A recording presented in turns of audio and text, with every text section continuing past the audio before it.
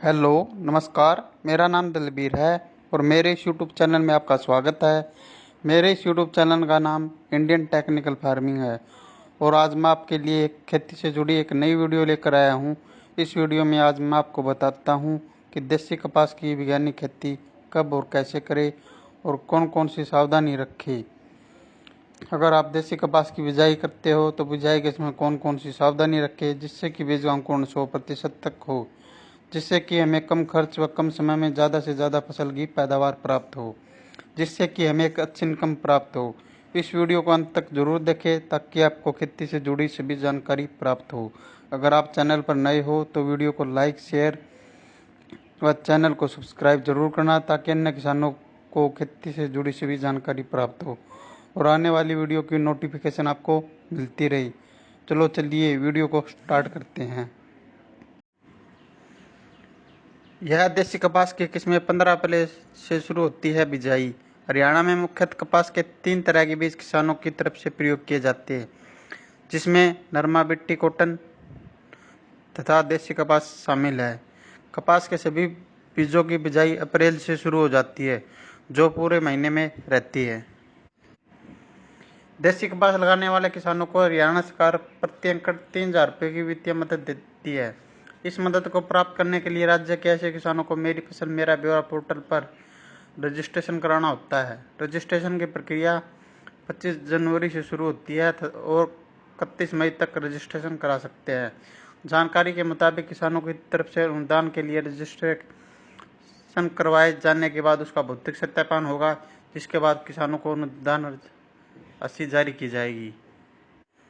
गुलाबी सुंडी बनी है समस्या। कपास हरियाणा में प्रमुख नकदी फसल है, जिससे हरियाणा के किसान थोड़ी नमकीन व कमजोर भूमि में सफलतापूर्वक उगा रहे हैं। धान की तुलना में इसमें लागत कम रहती है, जबकि बाजार में इसका भाव धान से अधिक रहता है।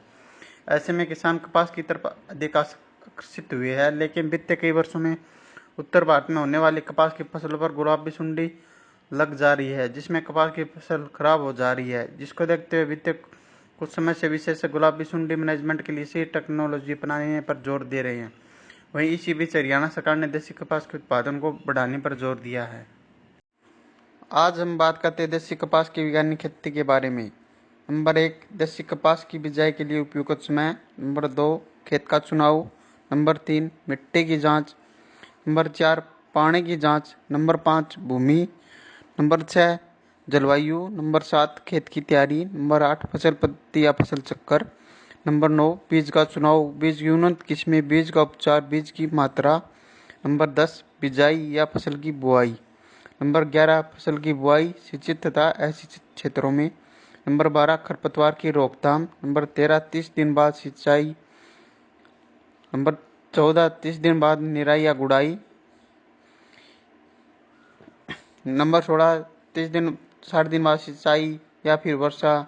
नंबर 15, जल का प्रबंधन। नंबर 16, कीट व रोग का प्रबंधन। नंबर 17, स्प्रे इमिडाक्लोप्रिड, मोनो असाटाप, फंगस के लिए कॉपर ऑक्सीक्लोराइड इत्यादि। वह फल फूलों के बढ़वार के लिए टॉनिक का प्रयोग। नंबर 1, प्लानोफिक्स। नंबर 2, कल्टार। नंबर 17, फसल में खाद का उपयोग, फिर चुनाई, फिर भंडारण। यह मुख्य स्टेप है जो देसी कपास की फसल में उपयोग किए जाते हैं। अब हम बात करते हैं देसी कपास की पूरी वैज्ञानिक खेती के बारे में। नंबर 1, उपयुक्त समय। देसी कपास की बिजाई का उपयुक्त समय अप्रैल व मई महीना होता है। बाजार में कपास की बहुत सी वैरायटियाँ उपलब्ध होती है। अप्रैल महीने के बिजाई के लिए हम अगेती वैरायटी व 15 मई के बाद हम देसी कपास के लिए 75 वैरायटी का ही चुनाव करते हैं। नंबर 2, खेत का चुनाव। इसके बाद हम देसी कपास की बिजाई के लिए हम खेत का चुनाव करते हैं। अगर पहले उस खेत में सरसों की बिजाई की थी तो सरसों के फन्नों को रोटावेटर की सहायता से 1-2 बार अच्छी तरह से जुताई कर दे ताकि सरसों के फन्ने अच्छी तरह से मिट्टी में मिल जाए। फिर आप हैरो की सहायता से 1-2 बार अच्छी तरह जुताई कर दे। फिर आप लेजर लेवलर की सहायता से खेत को समतल कर दे ताकि खेत की सिंचाई अच्छी तरीके से हो जाए। अब हम बात करते हैं देसी कपास की खेती के लिए मिट्टी की जांच। सबसे पहले अपने खेत की मिट्टी की जांच करवा ले, जिससे हमें यह पता चल जाता है कि मिट्टी में किन किन पोषक तत्वों की कमी है और खेत की मिट्टी किन किन फसलों के लिए उपयुक्त है और इस मिट्टी में कौन कौन सी फसलें उगाई जा सकती है, जैसे गेहूँ, चना, अरहर, सरसों, राया, बरसीन, गन्ना, आलू, मक्का, बाजरा, कपास इत्यादि। मिट्टी की जांच से हमें यह पता चल जाता है कि इसका पीएच मान कितना है। देसी कपास की बिजाई फास्फोरस व पोटाश बिजाई के समय पोरे। अगर फास्फोरस बिजाई पर नहीं डाली गई है तो बोक्की पर पोरे। बोक्की का मतलब फूल आने पर पोरे। आदि नाइट्रोजन बोक्की के समय 45 से 60 दिन व शेष नाइट्रोजन फूल निकलते समय कतारों में दोनों ओर डाली। अगर गेहूं के बाद कपास ले रहे हैं तो बोक्की के समय डाली जाने वाली नाइट्रोजन बिजाई पर पोरे। अब हम बात करते हैं पानी की जांच की। अगर आप फसल की बिजाई के लिए नहरी पानी का इस्तेमाल करते हैं तो यह सभी प्रकार की फसलों के लिए बहुत अच्छा है और इसमें बीज का अंकुरण 100% तक हो जाता है। अगर आप वर्षा के बाद फसल की बिजाई करते हैं तो बीच में बीज का अंकुरण 100% तक हो जाता है। अगर आप बिजाई के समय ट्यूबवेल के पानी का इस्तेमाल करते हैं तो आप इस ट्यूबवेल के पानी की जांच करवा लें। अगर ट्यूबवेल का पानी पीने में भी मीठा है तो इसका पानी का पीपीएम ज़्यादा हो सकता है और बीज के अंकुरण के समय यह एक समस्या बन जाता है। अगर पानी का पीपीएम 1000 से कम है और इसमें सभी प्रकार की फसलों के लिए अच्छा है और इसमें बीज का अंकुरण 100% तक हो जाता है। अगर पानी का पीपीएम 1000 से ज़्यादा है तो इसमें बीज का अंकुरण सही तरीके से नहीं हो पाता, इससे हमारा नुकसान हो जाता है। इसलिए पानी की जांच करवाना भी बहुत ज़रूरी है। कपास की खेती के लिए भूमि का चुनाव। कपास की खेती के लिए अच्छी जल धारण और जल निकास क्षमता वाली भूमि होनी चाहिए। जिन क्षेत्रों में वर्षा कम होती है वहाँ इसकी खेती अधिक जल धारण वाली क्षमता वाली मटियार भूमि में की जाती है। जहाँ सिंचाई की सुविधाएं उपलब्ध हो वहाँ बलुई व बलुई दोमट मिट्टी में इसकी खेती की जा सकती है। यह हल्की अम्लीय एवं क्षारीय भूमि में उगाई जा सकती है। इसके लिए उपयुक्त पीएच मान 5.5 से 6.5 है। हालांकि इसकी खेती 8.5 पीएच मान तक वाली भूमि में अच्छी तरह से की जा सकती है। कपास की खेती के लिए मौसम व जलवायु। यदि पर्याप्त सिंचाई सुविधा उपलब्ध हो तो कपास की फसल को मई माह में ही लगाया जा सकता है। सिंचाई की पर्याप्त उपलब्धता न होने पर मानसून की उपयुक्त वर्षा होते ही कपास की फसल उगा सकते हैं। कपास की उत्तम फसल के लिए आदर्श जलवायु का होना आवश्यक है। फसल के उगने के लिए कम से कम 16 डिग्री सेंटीग्रेड और अंकुरण के लिए आदर्श तापमान 32 से 34 डिग्री सेंटीग्रेड होना उचित है। इसके बढ़वार के लिए 21 से 27 डिग्री तापमान होना चाहिए। फल लगते समय दिन का तापमान 25 से 30 डिग्री सेंटीग्रेड और रातें ठंडी होनी चाहिए। कपास के लिए कम से कम 50 डिग्री सेंटीमीटर वर्षा का होना आवश्यक है। 125 सेंटीमीटर से अधिक वर्षा का होना कपास के लिए हानिकारक होता है।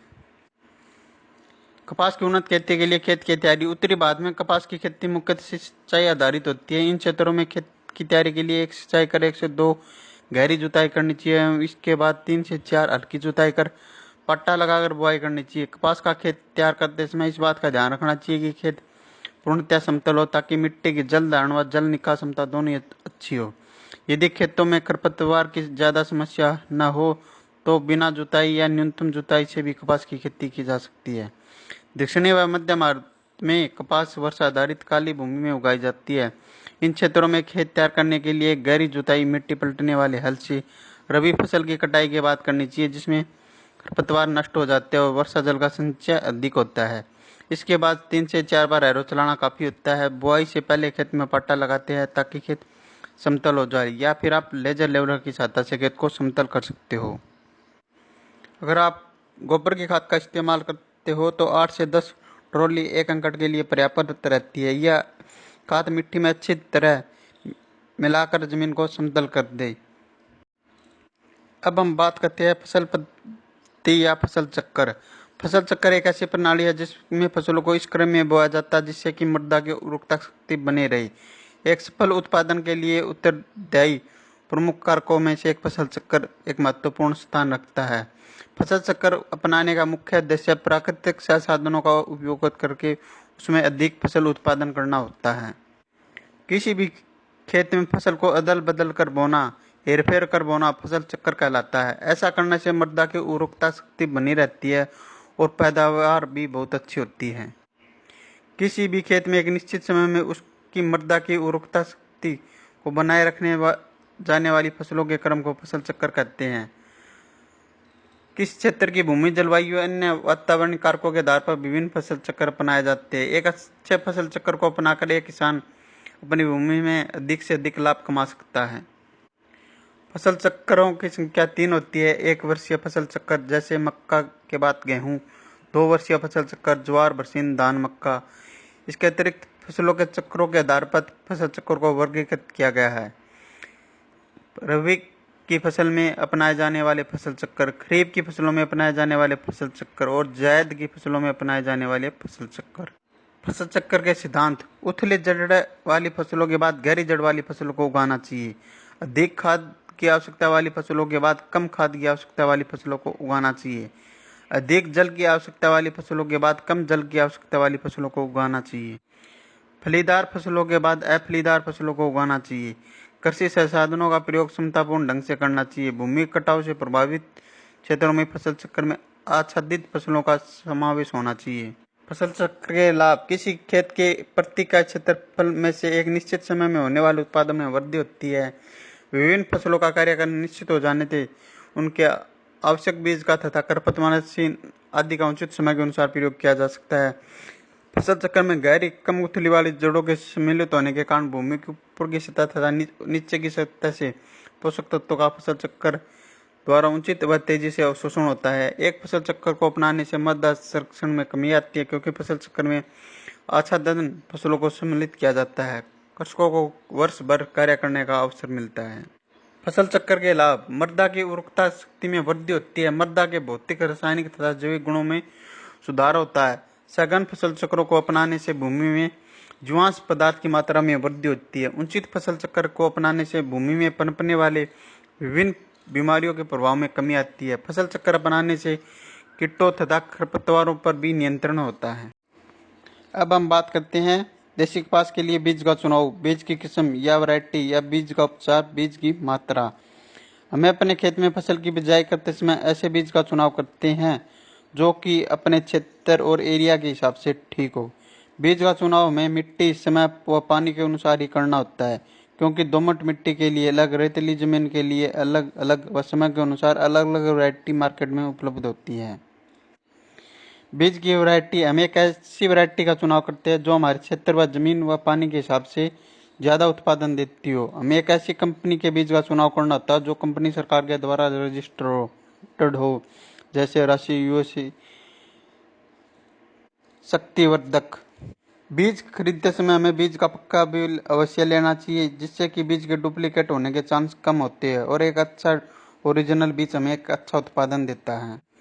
अब हम बात करते हैं बीज के उपचार की। हम बीमारी की रोकथाम के लिए हम बीज का उपचार करते हैं, जिसे हम FIR भी कहते हैं, जिसे हम फंगिसाइड, इंसेक्टिसाइड और राइजोबियम कल्चर भी कहते हैं। सबसे पहले हम बीज को फंगिसाइड की दवाइयों से उपचार करते हैं, फिर हम उसको इंसेक्टिसाइड की दवाइयों से उपचार करते हैं। इंसेक्टिसाइड दवाइयों के उपचार का मतलब उसे इंसेक्ट की बीमारियों से रोकथाम के लिए किया जाता है। फिर हम राइजोबियम कल्चर से उपचार करते हैं, जो कि पैदावार बढ़ाने में वृद्धि मदद करता है। अब हम बात करते हैं बीज की मात्रा। हम देसी कपास की बिजाई के लिए एक एकड़ में 2 पैकेट की बिजाई करते हैं। वो संकर किस्मों की वैरायटियों में हम ये 2 पैकेट की बिजाई करते हैं। अगर हम देसी कपास की देसी वैरायटी का उपयोग करते हैं तो हम एक एकड़ में लगभग 2 से 3 किलो बीज की बिजाई करते हैं। लगभग सभी संकर किस्मों का ही उपयोग करते हैं, क्योंकि संकर किस्में ज़्यादा उत्पादन देती है, जैसे KR 64। देसी कपास की उन्नत किस्में: देसी कपास की उन्नत किस्में हैं HD 107, HD 123, HD 324, HD 432 व संकर किस्में AAH1, AAH 32 व KR 64। यह देसी कपास की उन्नत किस्में हैं जो बहुत बढ़िया उत्पादन देती है। AAH1 यह संकर किस्म है। देसी कपास की प्रथम संकर किस्म 1999 में उत्तरी भारत के लिए सिफारिश की गई थी। इसकी मुख्य विशेषता यह है कि संकर बीज का उत्पादन आसान तथा सस्ता पड़ता है, क्योंकि बीज पैदा करने में नर बंध्यता का प्रयोग किया जाता है। देसी कपास की AAH1 संकर में मादा बंध्य 1DS5 तथा नर HD 266 का प्रयोग किया गया। शंकर किस्म का पौधा 150 सेंटीमीटर ऊंचा, बैंगनी लाल रंग के पत्ते व तने वाला होता है। इसके फूल हल्के पीले रंग तथा पुंकेसर पीले रंग के होते हैं। इसकी अप्रैल में बुआई करके अक्टूबर तक अंतिम चुनाई हो जाती है। इसकी औसत पैदावार 10 क्विंटल प्रति एकड़ है। इसमें 38% रुई और इसका रेशा 18.4 मिलीमीटर लंबा होता है। बिजाई या फसल की बुआई। बिजाई, अगर आप मशीन की सहायता से खाद की बिजाई वह बीज की बुआई एक साथ कर सकते हैं। हमें बीज की बिजाई सुबह या शाम के समय ही करनी चाहिए। बिजाई के समय हमें लाइन से लाइन की दूरी 3 फुट व बीज से बीज की दूरी 1 फुट व बीज की गहराई 8 से 10 सेंटीमीटर रखनी चाहिए। बिजाई के समय बीज गिल्ली मिट्टी में ही डलना चाहिए व इसके ऊपर 5 से 6 सेंटीमीटर जमीन की परत चढ़ जानी चाहिए ताकि बीज का जर्मिनेशन अच्छी तरीके से हो सके और बीज का अंकुरण सही तरीके से हो सके। फसल की बुआई सिंचित तथा असिंचित क्षेत्रों में। फसल की बुआई सिंचित क्षेत्रों में नहरी पानी से की जा सकती है व असिंचित क्षेत्रों में वर्षा के आधार पर इसकी बिजाई की जा सकती है। खरपतवार की रोकथाम। खरपतवार की रोकथाम के लिए हमें बिजाई के तुरंत बाद पेंडामेलिथियान 30% ईसी का ही छिड़काव करना चाहिए। 500 मिलीमीटर दवाई को 250 लीटर पानी में उसका घोल बनाकर उसके ऊपर 1 एकड़ में उसका छिड़काव करना चाहिए। इससे खरपतवारों का जर्मिनेशन नहीं होगा। अब बात करते हैं कपास की खेती के लिए निराई गुड़ाई एवं सिंचाई। पहली निराई गुड़ाई अंकुरण के 20 से 25 दिन के बाद करनी चाहिए। यदि फसल में सिंचाई की जरूरत पड़े तो हल्की सिंचाई करनी चाहिए। इससे कीट व रोग का असर कम रहता है एवं अच्छी पैदावार होती है। वहीं अगर बारिश ज़्यादा हो जाए तो हमें सिंचाई की आवश्यकता कम पड़ती है। जल प्रबंधन। कपास की खेती में जल का प्रबंधन भी होना बहुत ज़रूरी है, क्योंकि अगर ज़्यादा बारिश हो जाए तो हमें जल निकास का प्रबंधन करना चाहिए। ये आप पंप की सहायता से कर सकते हो। कपास की खेती के लिए खाद एवं उर्वरक। कपास की उन्नत किस्मों की अच्छा पैदावार के लिए प्रति हेक्टेयर नाइट्रोजन 80 से 120 किलोग्राम, फास्फोरस 40 से 60 किलोग्राम, पोटास 20 से 30 किलोग्राम, सल्फर 25 किलोग्राम देना चाहिए। जबकि संकर व बीटी किस्म के लिए प्रति hectare nitrogen 150 kilogram, phosphorus 75 kilogram, potash 40 kilogram एवं सल्फर 25 किलोग्राम पर्याप्त होता है। सल्फर की पूरी मात्रा बुआई के समय तथा नाइट्रोजन की 15% मात्रा बुआई के समय, बाकी मात्रा 3 बराबर भागों में 30, 60, 90 दिन के अंतराल पर देना चाहिए। वही फास्फोरस व पोटास की आधी मात्रा बुआई के समय तथा आधी मात्रा 60 दिन के बाद देना चाहिए। वहीं अच्छी पैदावार के लिए अब हम बात करते हैं कपास की फसल में लगने वाले प्रमुख कीट। गुलाबी सुंडी। कपास की फसल के लिए अगर कोई सबसे बड़ा दुश्मन कीट है तो वह है गुलाबी सुंडी, जो अपना पूरा जीवन उसके पौधे पर बिताती है। यह कपास के छोटे पौधे, कली व फूल को नुकसान पहुंचाकर पूरी फसल को नष्ट कर देती है। इसका प्रकोप हर साल होता है। प्रबंधन। इसके नियंत्रण के लिए कोरोमंडल के कीटनाशक फेंडाल 50% ईसी का छिड़काव करो। फेंडाल एक बहुआयामी कीटनाशक है। यह कीड़े पर लंबे समय तक नियंत्रण रखता है। इसके अलावा इसमें तेज तीखी गंध होती है जो वयस्क कीट को अंडा देने से रोकती है। सफेद मक्खी। यह कीट देखने में पीले रंग का होता है, लेकिन इसका शरीर सफेद मोम जैसे पाउडर से ढका होता है। यह पौधे की पत्तियों पर एक चिपचिपा तरल पदार्थ छोड़ता है एवं पत्तियों का रस चूसता है। प्रबंधन। सफेद मक्खी कीट प्रबंधन के लिए कोरोमंडल का फिनियो कीटनाशक का प्रयोग करें। फिनियो में 2 अनोखी कीटनाशकों की जोड़ी है जो 2 विभिन्न कार्यशैलियों से काम कर सकते हैं। इसके अलावा यह पाइटोरानिक प्रभाव से युक्त है, जिसमें कीड़ों का तुरंत और लंबे समय तक समाप्त करने की क्षमता होती है। यह सफेद मक्खी के सभी चरणों जैसे अंडा, निप, वयस्क को एक बार में समाधान उपलब्ध कराता है। इसकी प्रति एकड़ 400 से 500 मिलीमीटर की मात्रा की जरूरत पड़ती है। अब हम बात करते हैं माहू या फिट कीट की। यह बेहद कोमल कीट होता है जो दिखने में मटमैले रोग का होता है। माहू कीट कपास की पत्तियों को खुरचकर उसका रस चूस लेता है। इसके बाद पत्तियों पर एक चिपचिपा पदार्थ छोड़ता है। प्रबंधन। इसकी कीट की रोकथाम के लिए कोरोमंडल के फिनियो कीटनाशक का छिड़काव करें। अगर आप दूसरे कीटनाशक का छिड़काव कर सकते हो तो आप डॉक्टर की सहायता के अनुसार। तेला कीट। काले रंगाया कीट पौधों की पत्तियों को कुचकर इसका रस पी जाता है। इसके लिए बाजार में बहुत सी कीटनाशक दवाइयाँ उपलब्ध है। आप तेला कीट के लिए स्प्रे करें। हरा मच्छर यह देखने में 5 भुजाएं कर और पीले रंग का होता है। इसके कीट के आगे के पंखों पर एक काला धब्बा पाया जाता है जो कपास की शिशु एवं वयस्क अवस्था में पत्तियों का रस चूसता है, जिससे पत्तियां पीली पड़कर सूखने लगती है। प्रबंध इसके कीट के प्रबंध के लिए पूरे खेत में प्रति एकड़ 10 पीले प्रपंच लगाने चाहिए। इसके अलावा 5 मिलीमीटर नीम तेल को 1 मिलीमीटर टिनोपाल या सैंडोविट को प्रति लीटर पानी के साथ घोल बनाकर छिड़काव करें। मीलीबग इस प्रजाति के कीट की मादा पंखविहीन होती है, वहीं इसका शरीर सफेद पाउडर से ढका होता है। हालांकि इस कीट के शरीर पर काले रंग के पंख होते हैं तो सुखाव, तन्ने, फूल, पूड़ी, पर्णवर्त तथा घंटों का रस चूस जाता है। इसके बाद इस मीठा चिपचिपा पदार्थ छोड़ता है। इस कीट प्रबंधन की रोकथाम के लिए पूरे खेत के आसपास पीले प्रपंच लगाएं। अब हम बात करते हैं कपास की फसल में लगने वाले प्रमुख रोग।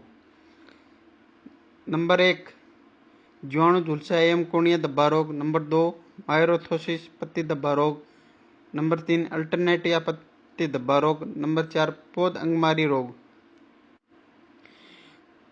जीवाणु झुलसा एवं कोणीय धब्बा रोग यह रोग पौधे के वायवीय भागों को नुकसान पहुंचाता है, जहां छोटे गोल धब्बे बन जाते हैं जो बाद पीले पड़ जाते हैं। यह कपास की पत्तियों और घंटों को भी नुकसान पहुंचाता है। इस रोग के कारण घंटा समय से पहले ही खुल जाता है, जिससे रेशा खराब हो जाता है। इसके रोकथाम के लिए अनुशंसित कीटनाशक का ही प्रयोग करें। नंबर 2 मायरोथिसियम पत्ती धब्बा रोग। इस रोग के कारण पत्तियों पर हल्के और बाद में बड़े भूरे धब्बे बन जाते हैं। इसके बाद पत्तियां टूटकर नीचे गिर जाती है। इससे 25 से 30% उत्पादन में कमी आ जाती है।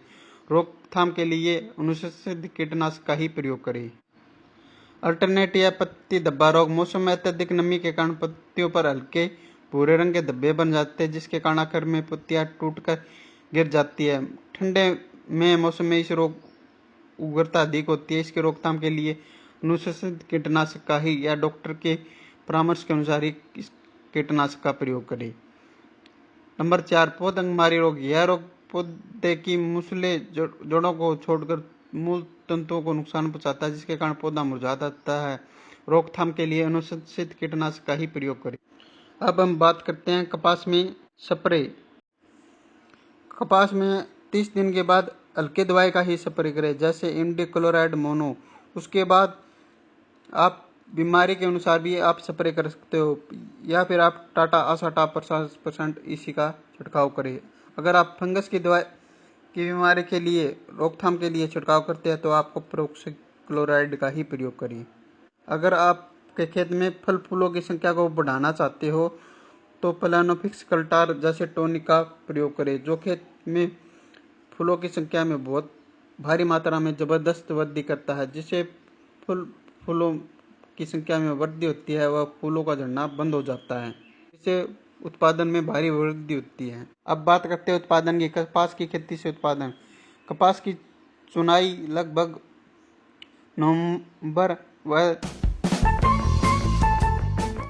दिसंबर के पहले सप्ताह तक हो जाती है। इसकी उत्पादन की बात करें तो प्रति हेक्टेयर 20 से 25 क्विंटल पर हेक्टेयर तक उत्पादन हो जाता है। वहीं बीटिक किस्मों का लगभग 30 क्विंटल तक उत्पादन होता है। इसकी चुनाई कर ली जाती है और फिर इसका भंडारण कर लिया जाता है। अगर आपको ये वीडियो पसंद आए तो इस वीडियो को ज़्यादा से ज़्यादा लाइक, शेयर, कमेंट करें व इंडियन टेक्निकल चैनल को सब्सक्राइब करें। धन्यवाद।